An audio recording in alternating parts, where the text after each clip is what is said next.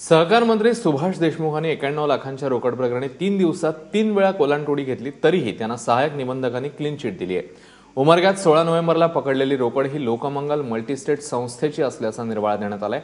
तसंच जिल्ह्यातील विविध शाखांमधून गोळा केलेली रक्कम मुख्य शाखेकडे नेली जात होती असंही निबंधकांनी सांगितलंय। मात्र त्याचवेळी सहकार मंत्र्यांनी ही रक्कम 5 तारखेला लोकमंगल मल्टीस्टेटमधून काढली होती आणि ती उमरग्याला ऊसतोड कामगारांना देण्यासाठी नेली जात होती असं म्हटलं होतं। त्यामुळे सहकार मंत्र्यांनी केलेलं वक्तव्य आणि सहाय्यक निबंधकांनी केलेली चौकशी याच्यामध्ये संशयास्पद तफावत असल्याचं दिसतंय। त्यामुळे सरकार देशमुखांना वाचवण्याचा प्रयत्न करत असल्याचा आरोपही होतोय।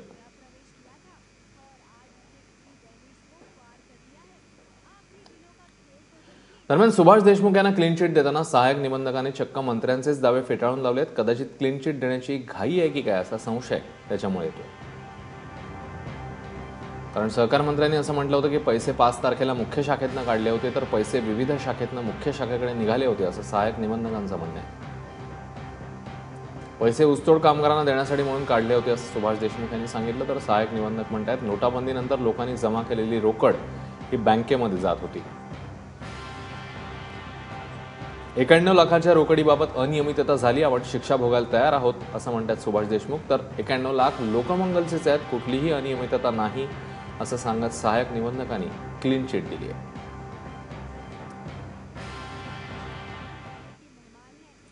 दरम्यान सहकार मंत्री सुभाष देशमुख यांनी या प्रकरणावर सारवासारव करण्याचा प्रयत्न केलेला होता आणि नंतर त्यांनी थेट जाहीर कबुली देखील दिलेली होती। त्यांची ही दोन नेमकी वेगवेगळी वक्तव्य काय होती बघूया। माझ्याकडे बेहिशोबी जुने पैसेच नसल्यामुळे मला रांगेत जायची गरज नाही ना, काही नाही। माझ्याकडे सगळं आहे ती, म्हणजे मी इन्कम टॅक्स भरतोय। मी गेली 15 वर्ष राजकारणात यायच्या अगोदर मी व्यवसाय करत होतो आणि मी आता उलट आता मी मंत्री झाल्यापासून सगळ्या पदाचा सगळ्या ह्याच्यातून मुक्त झालेलो आहे मी आता।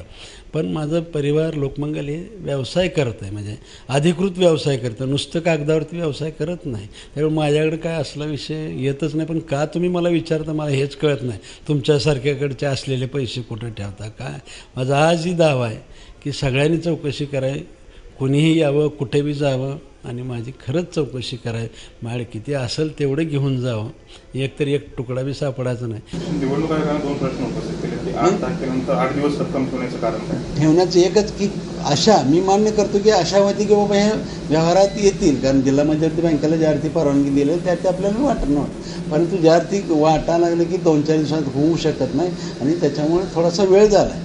मी व्यवहार करत असताना म्हणजे सुदैवानं 20 वर्ष झाले मी व्यवहार करतो। ह्या राजकारणातून मी व्यवसाय करत नाही, परंतु व्यवसायातून राजकारणात यायला आणि त्यामुळे व्यवसायातले सगळ्या गोष्टी माहिती आहेत। आणि व्यवसाय करत असताना कुठलंही काम करत असताना चुकीचं होणार नाही, परंतु अनियमितता नक्की होत असेल, एखाद्या वेळेस चुकीचं अनियमितता झाली असेल, म्हणजे अनेक गोष्टीच्या अनियमितता होत असेल, पण अनियमिततेला काय शासन आहे ते मी भोगायला तयार आहे। पण ह्याच्यात चुकीचे पैसे, बेहिशोबी पैसे, कुठलं तरी कुणीतरी म्हणतं की निवडणुकीचे पैसा, बिलकुल नाही, निवडणुकीचा पैसा वगैरे ह्याच्यात काही शंका नाही। आणि या उपर बँकिंगच्या मध्ये सुद्धा विचार करा।